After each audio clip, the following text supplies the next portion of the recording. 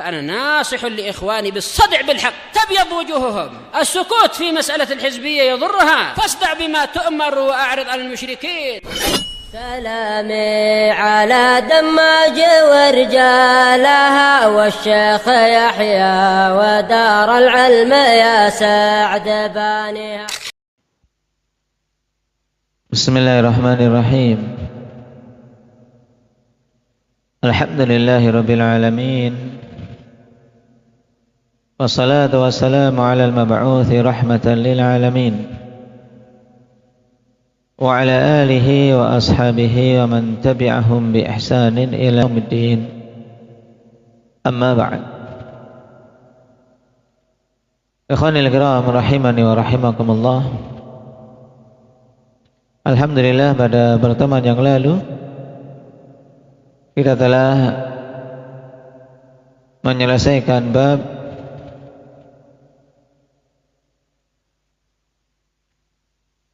yang ke-10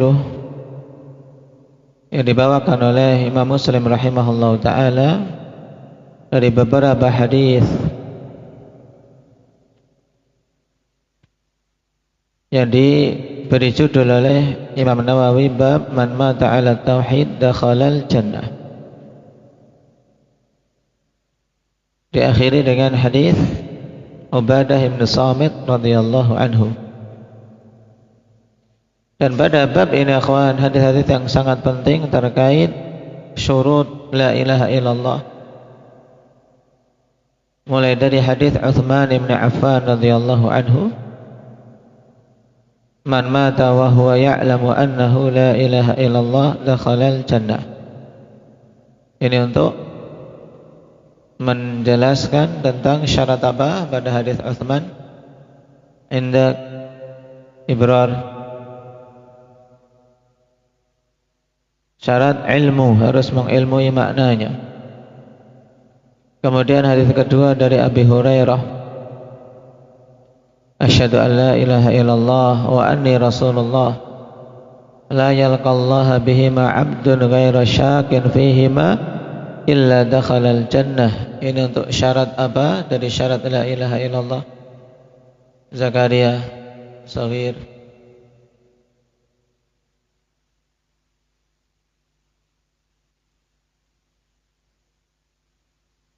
La yalqallaha bihima abdun ghaira syakin fihima illa dakhalal jannah.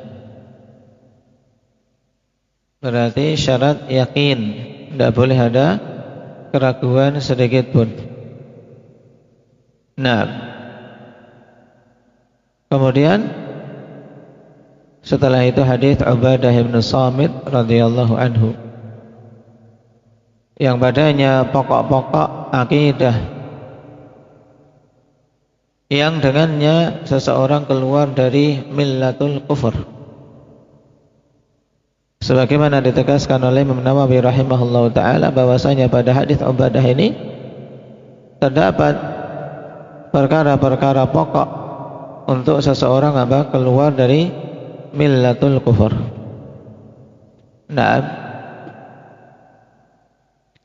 dan diakhiri dengan riwayat hadis Ubadah juga yang di situ ada kisah bagus, padanya ibrah. Naam. Baik, sebelum kita masuk pada bab setelahnya, baik, inda ashabil qalansuah ikra'u.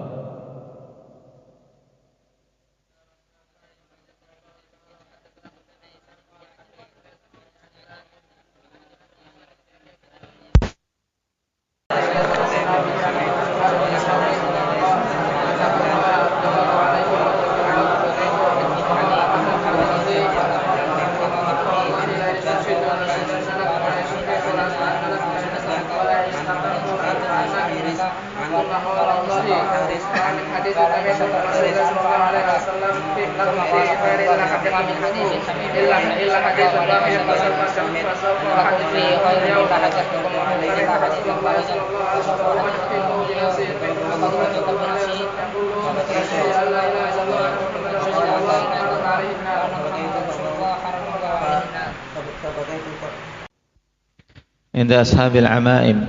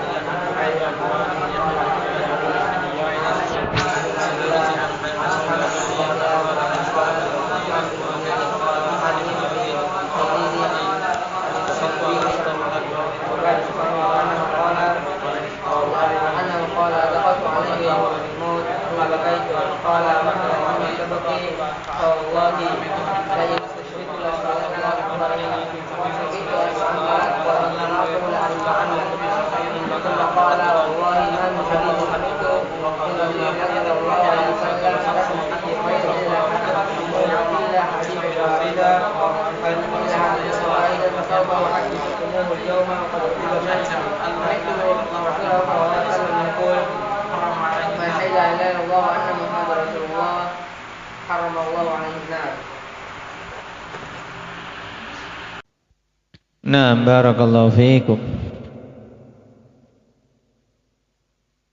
Pada hadis ini ada seorang tabi'in yang tinggal jarak sekitar 5 hari atau 6 hari. Seandainya dia lebih cepat dari itu, maka bisa mendapatkan keutamaan sebagai sahabat. Siapa beliau ini? Ukasha As-Sunabihi, pakai dhammah, As-Sunabihi namanya. Taib.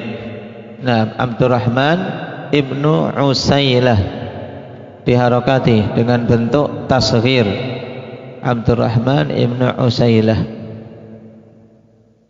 As-Sunabihi, seorang tabi'i kibar, karena hidup di masa Nabi tapi tidak mendapatkan rizki untuk bisa bertemu dengan Nabi sallallahu alaihi wasallam.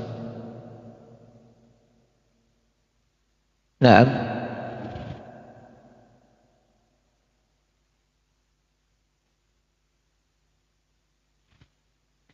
dan di sana ada As-Sunabih Ibnul A'sar, seorang sahabi.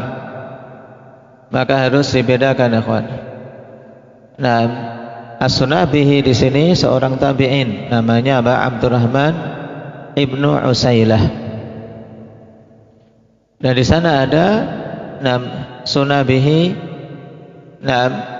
seorang sahabi, yaitu Sunabih Ibnul A'sar. Kalau seorang tidak jeli dikiranya Sunabih ini adalah Sunabih Ibnul A'sar.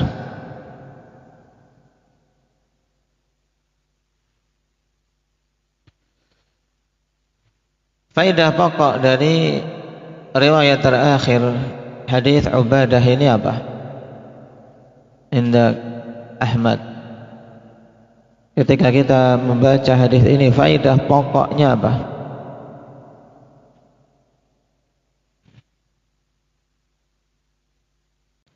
Taib. Faidah pokok dari hadis ini sangat jelas dari mantuk hadis. Siapa saja yang bersaksi la ilaha illallah Muhammadur Rasulullah diharamkan atasnya neraka. Taib. Maka muncul pertanyaan berikutnya. Ini pun harus bisa dijawab dan harus bisa memerinci. Apakah berarti semua yang bersaksi seperti itu sama sekali tidak masuk ke dalam neraka? Maka jawabannya apa tadi? Tidak. Jawabannya tidak. Terus bagaimana? Taib. Nah, berarti di sini kita harus memerinci makna harramallahu alaihin nar, Allah haramkan atas neraka. Itu ada dua jenis pengharaman yang sifatnya mutlak, dalam artian memang sama sekali tidak masuk ke dalam neraka. Ini bagi ahli tauhid yang sempurna, yang meninggal dengan tauhid yang baik dan terbebas dari dosa-dosa besar. Atau mereka-mereka yang melakukan dosa besar tapi Allah ampuni, sehingga tidak dimasukkan dalam neraka. Kemudian yang kedua, diharamkan atasnya neraka, maksudnya diharamkan atasnya untuk kekal di dalam neraka, yaitu bagi pelaku-pelaku dosa besar dari kalangan ahli tauhid yang Allah kehendaki untuk diazab terlebih dahulu di dalam neraka. Cuman tetap mereka semuanya akan keluar dari neraka. Kemudian dari hadis ini kemarin kita mengambil satu kaidah penting dalam dakwah. Apa itu? Nomor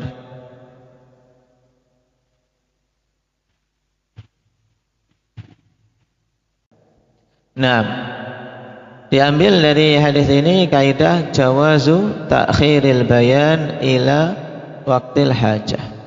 Bolehnya mengakhirkan penjelasan sampai waktu yang dibutuhkan. Ini penting untuk diperhatikan bagi para du'a ilallah, karena menunjukkan seorang dia itu memiliki hikmah, bisa menempatkan perkara pada tempatnya. Jangan sampai seorang menyampaikan ilmu, menyampaikan penjelasan ketika belum tepat waktunya, belum ada kebutuhan, maka malah menjadikan fitnah. Sebagaimana dalam athar, hadithun nasa bima ya'rifun aturiduna ayyukadzaballahu wa rasuluh. Sampaikanlah perkataan kepada manusia dengan apa yang mereka pahami, apa yang mereka ketahui, yang bisa masuk dalam pemahaman mereka. Apakah kalian ingin Allah dan Rasulnya didustakan? Ini penting, kawan. Antum datang, pertama kali turun, pulang disuruh ngisi di masjid misalnya, terus suruh khutbah. Antum khutbah tiba-tiba bicara tentang akidah asma wa sifat. Ini bisa geger. Penetapan sifat tangan bagi Allah. Besok bisa-bisa ada orang mengkafirkan antum. Belum sampai. Untuk mencapai penjelasan ini, kawan, butuh urutan yang panjang. Mengurutkan kaidahnya dulu seorang bisa. Karena memang diantara hal yang sangat rentan, apalagi di negeri kita yang telah bercokol padanya pemahaman Asy'ariyah. Akan sangat mudah orang-orang yang membenci antum menimbulkan fitnah, yaitu pemahaman musyabbihah, orang yang suka menyamakan Allah dengan makhluk, sehingga manusia dihasut untuk membenci. Ini contoh, memang yang disampaikan kebenaran, tauhid asma wa sifat, tapi disampaikan dalam kondisi manusia belum mampu untuk mencernanya. Ini penting, kawan, untuk memiliki hikmah dalam menyampaikan. Lihat Ubadah bin Samit radhiyallahu anhu menunda penyampaian hadis ini, kawan, bahkan sampai di detik-detik akhir kehidupan beliau baru beliau menyampaikan. Kenapa? Karena khawatir ketika disampaikan sebelum itu, dalam kondisi manusia belum siap, mereka akhirnya menyandarkan pada hadis ini sehingga bermalas-malasan dalam beramal.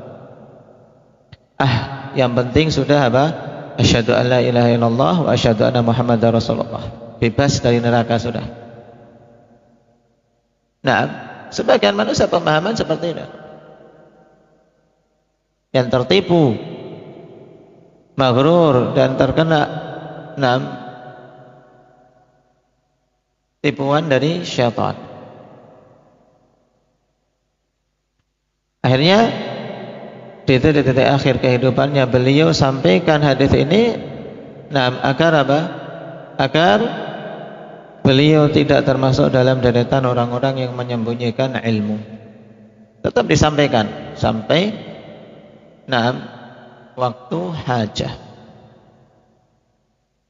Dan di sana ada kaidah yang lain yang sangat dekat lafadznya. Tapi hukumnya bertentangan.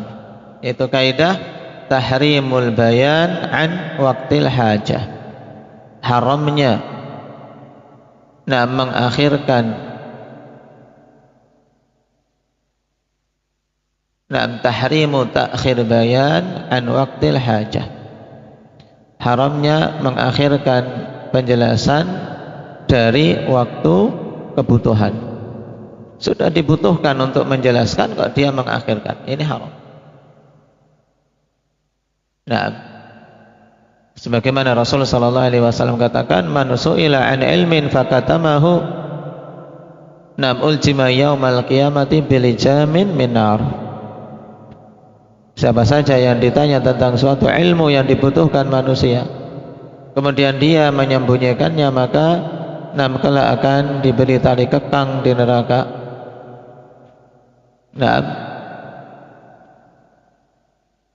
Dengan tali kekang api neraka, subhanallah. Na'udzubillahi min dzalik.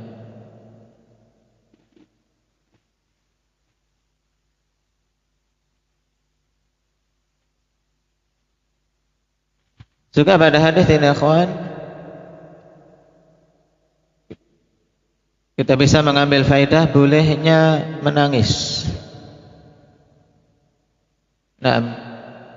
Ketika menunggui seorang yang sedang sakit atau seorang yang berada di titik kematian. Dan ini pendapat jumhurul ulama. Jawazul buka qabla al-maut. Adapun setelah kematian, akhwan, malah ini yang lebih utama untuk meninggalkannya. Kecuali bagi seorang yang memang tidak mampu untuk menahan air mata yang meleleh di pipinya karena rahmah, karena rasa sayang. Dan haram apabila tangisan setelah kematian diiringi dengan memukul-mukul pipi, menyobek-nyobek kerah baju atau meraung-raung, ini haram. Atau diiringi dengan memanggil-manggil yang mati, memuji-muji, ini masuk dalam kategori niyahah.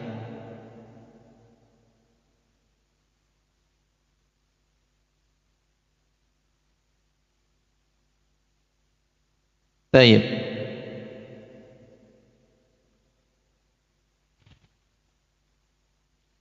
Sekarang kita masuk pada bab yang ke-11.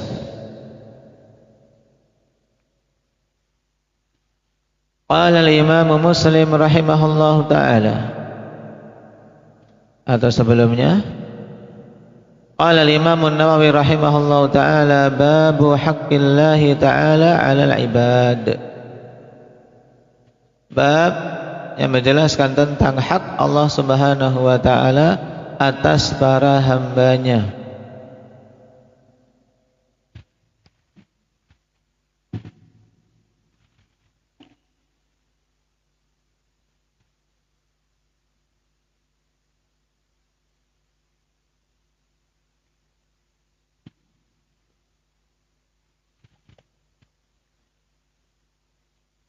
Qala al-Imam Muslim rahimahullah,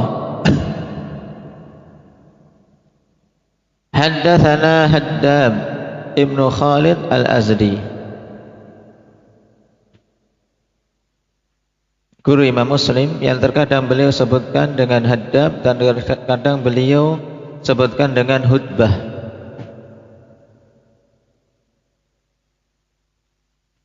Ini dua penyebutan, akhwan, yang satunya adalah laqab, yang satunya adalah nama asli.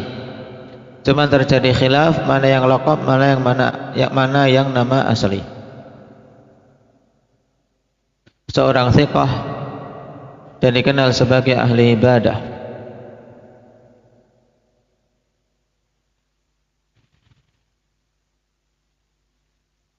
masuk dalam derajat rijalus sahih, rijalus sahihain, rijal Bukhari wa Muslim.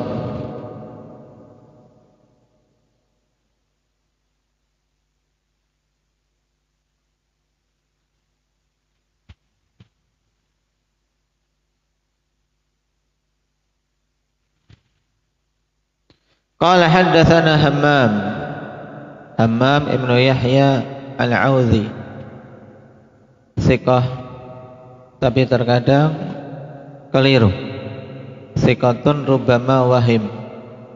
Kalau kita dapati kalimat seperti ini ikhwan dari ulama jarh wa ta'dil, memberikan faidah bahwasanya seorang yang ada tambahan seperti ini rubbama wahim, kita harus berhati-hati ketika beliau bersendirian dalam periwayatan dan menyelisihi perawi-perawi thiqah yang lain. Karena apa? Bisa saja itu adalah kekeliruan dia. Qala haddatsana Qatadah. Ini tidak asing bagi kita. Qatadah ibnu Di'amah As-Sadusi, seorang yang terlahirkan dalam keadaan buta, tapi Allah Subhanahu wa ta'ala kehendaki untuk terangkat derajatnya di atas banyak manusia yang melihat dengan mata kepala mereka. Nah, buta tapi diberi hafalan yang luar biasa. Nah, thiqatun sabtun, mendengar sekali langsung hafal. Dzalika fadlullah yu'tihi man yasha. Termasuk orang terkokoh yang meriwayatkan dari Anas bin Malik radhiyallahu anhu. Qala haddatsana Anas bin Malik an Mu'adz bin Jabal radhiyallahu anhuma. Di sini riwayat seorang sahabi dari sahabi yang lain. Dan kalau kita perhatikan sanadnya pendek, Haddam, Hammam, Qatadah, Anas. Kemudian baru Mu'adz bin Jabal. Jadi khumasiyat, yaitu 5 perawi saja dalam hadis ini. Qala kuntu ridfan Nabi sallallahu alaihi wasallam laisa baini wa bainahu illa mu'khiratur rahl.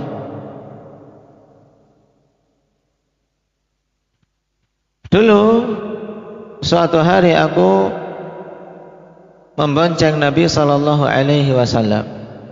Namanya membonceng berarti di belakang.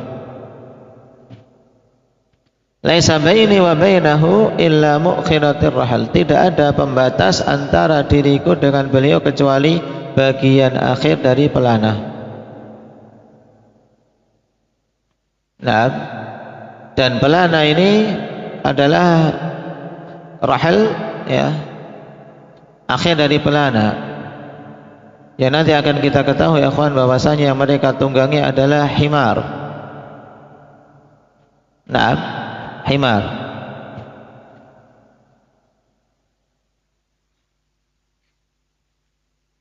Seekor himar dikendari oleh Nabi sallallahu alaihi wasallam memboncengkan Mu'adz bin Jabal. Ini menunjukkan ketawaduan yang luar biasa dari seorang pemimpin ummah. Menunggang himar saja, kawan.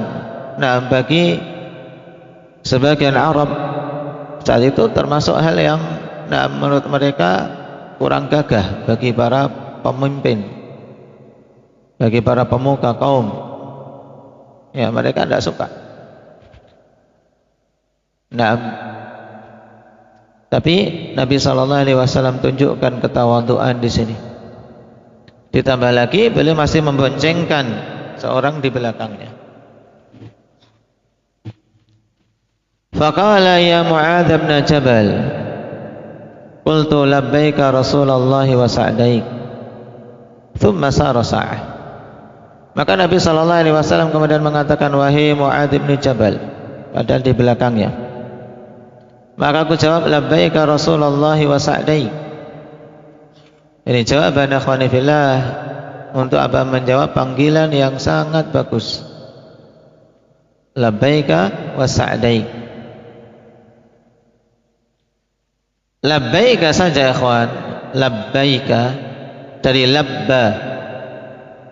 Naam, maknanya ijabatan laka ba'da ijabah. Ini labba. Jadi apa? Jawaban yang bukan sekali saja.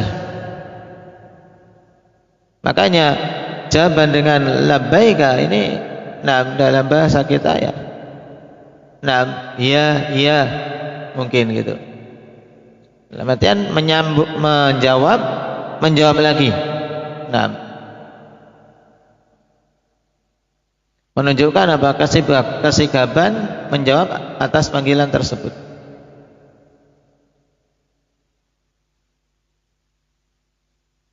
Sebagian mengatakan qurban minka wa ta'atan lak, yaitu apa? Segera, maksudnya segera aku sambut dan taat kepadamu atas panggilanmu.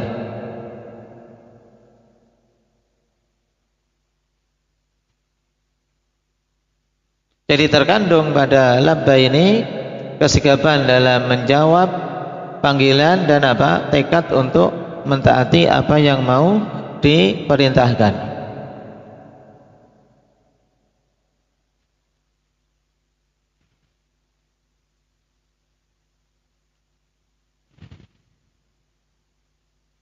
Asalnya akhwan, labbaika adalah labban laka. Nah, labban laka. Kemudian ditasniyahkan menjadi labbaini. Labban laka menjadi labbaini. Kemudian nunnya dibuang menjadi labbaika. Maka ini menunjukkan apa? Pengulangan dan kesigapan dalam menjawab, akhwan. Ini urut-urutannya.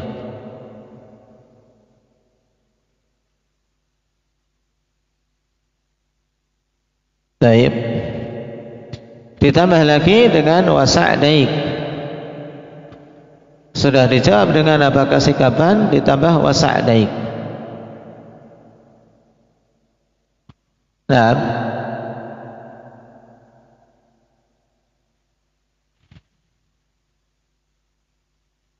dan wasa'daik seperti apa? Labbaik.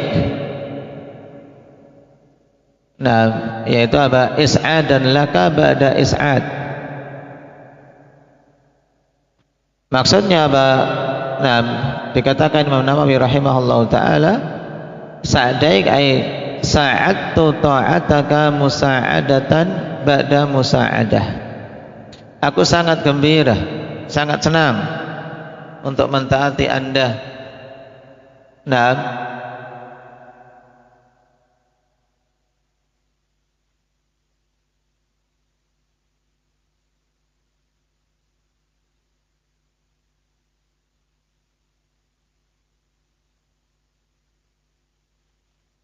musa'adatan ba'da musa'adah, yaitu siap untuk membantu apapun yang diperintahkan. Jadi ini menunjukkan kesigapan, ya kawan. Labbaika wa sa'daik. Maksudnya, iya, saya siap menerima apa yang mau disampaikan dengan senang hati. Nah, ini kalau mau dimaknakan dalam bahasa kita secara mudahnya. Jadi di situ kesigapan dengan penuh senang hati untuk taat tanpa ada apa? Tanpa ada keterpaksaan. Dan ini sebagus-bagus jawaban untuk panggilan, akhwan. Makanya ketika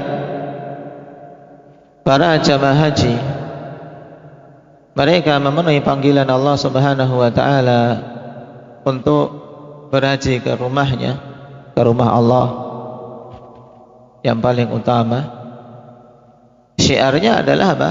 Labbaik Allahumma labbaik. Talbiyah. Sebagai bentuk pemenuhan atas panggilan Allah Subhanahu wa ta'ala.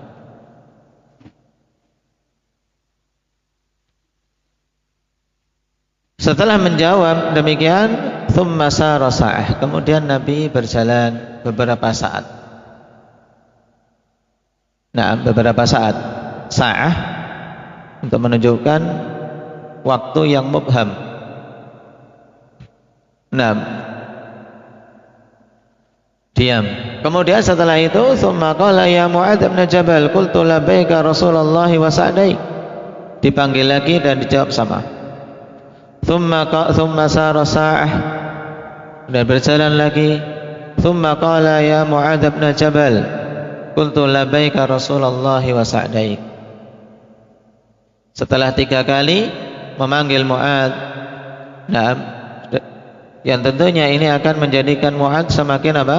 Semakin bersiap-siap untuk mendengarkan apa sebenarnya yang diinginkan oleh Nabi SAW sampai mengulang-ulang panggilan tersebut.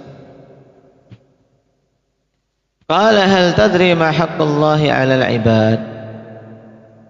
Beliau mengatakan, tahukah kamu wahai Mu'adz, apa hak Allah Subhanahu wa taala atas para hambanya? Qala qultu Allahu wa rasuluhu a'lam. Aku katakan Allah Subhanahu wa taala dan Rasulnya lah yang lebih mengetahui. Qala fa inna haqqallahi 'alal ibad ay ya'buduhu wa la yusyriku bihi syai'a. Maka Nabi kemudian jelaskan, sesungguhnya hak Allah Subhanahu wa taala atas para hamba adalah agar mereka beribadah kepada Allah dan tidak menyekutukannya dengan sesuatu apapun. Thumma sara sa'ah, kemudian Nabi berjalan lagi sejenak. Qala ya Mu'adz bin Jabal, kemudian Nabi memanggil lagi. Qultu labbaika Rasulullah wa sa'daik.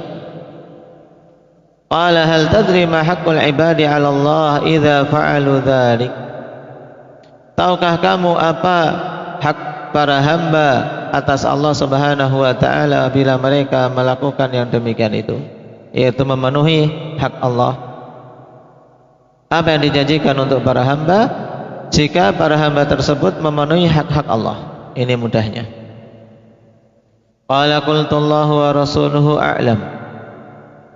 Mu'adz menjawab, Allah dan Rasulnya lah yang lebih mengilmuinya.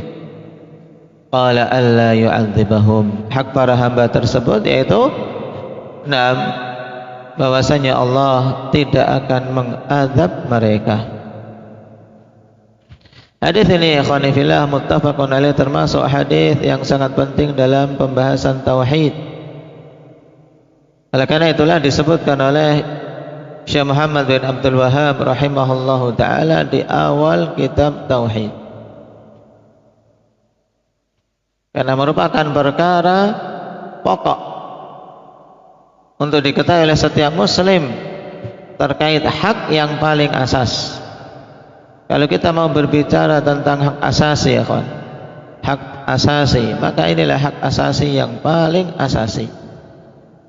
Nah, paling pokok, paling dasar harus dipenuhi oleh setiap hamba, yaitu beribadah hanya kepada Allah semata dan tidak menyekutukannya dengan sesuatu apapun.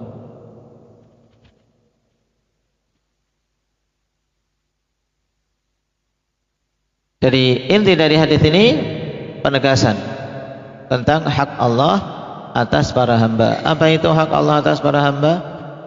Yahya? Allah punya hak atas kamu, atas kita semua. Apa hak Allah?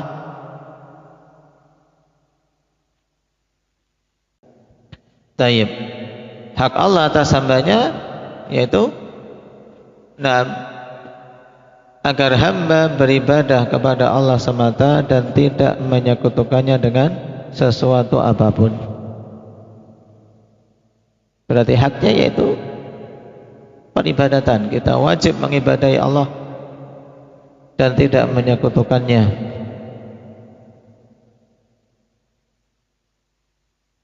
Berarti di sini menunjukkan akhwan pentingnya tauhid.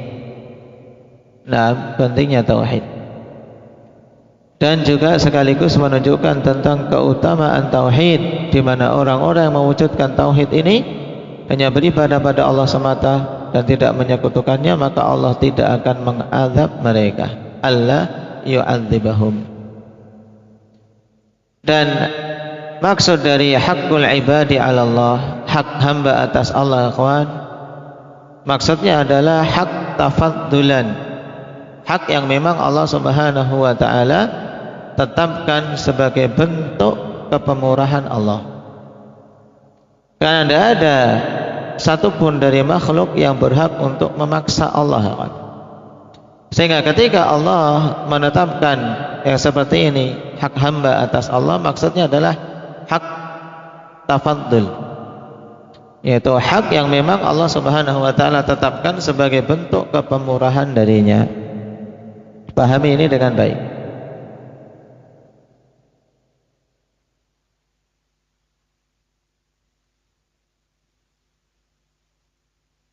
Seperti dalam hadis yang lain, ikhwan, inni haramtu dzulma ala nafsi wa ja'altuhu bainakum muharrama fala tadzalamu. Aku mengharamkan kezaliman atas diriku. Ini memang Allah yang menetapkan untuk dirinya bahwasanya Allah tidak akan menzalimi.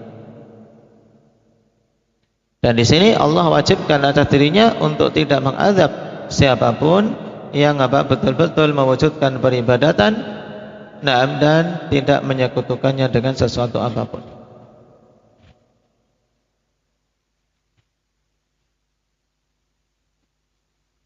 Kemudian dalam hadis ini kita juga bisa mengambil faedah yang lain yang tidak terkait dengan judul bab, yaitu apa? Bolehnya seorang berboncengan di sini. Nah, berboncengan mengendarai hewan, tapi dengan syarat, akhwan, apabila hewan tersebut memang mampu. Ketika hewan itu mampu untuk ditunggangi berboncengan, boleh-boleh saja. Juga sebagaimana disinggung tadi, ini menunjukkan tawadhu'nya Nabi SAW, tidak menyombongkan diri sama sekali dan tidak kemudian merasa malu ketika memboncengkan sahabatnya, karena itu adalah perkara yang hak.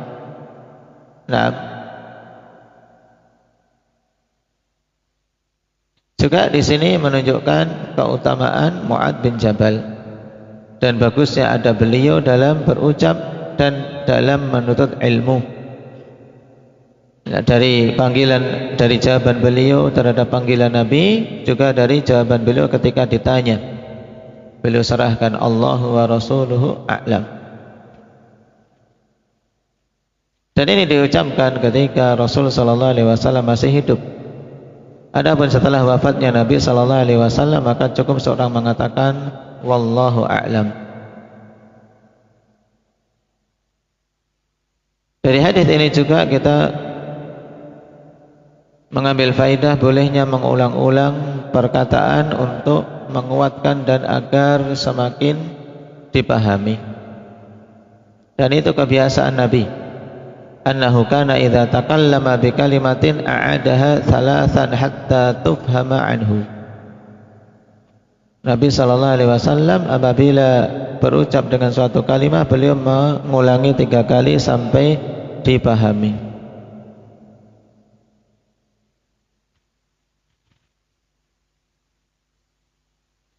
Di sini juga bimbingan dari Nabi metode pengajaran, di mana beliau lemparkan permasalahan terlebih dahulu sebelum menyampaikan pengajaran agar menguji pemahaman talib, dan juga untuk semakin mereka perhatian dengan apa yang mau disampaikan.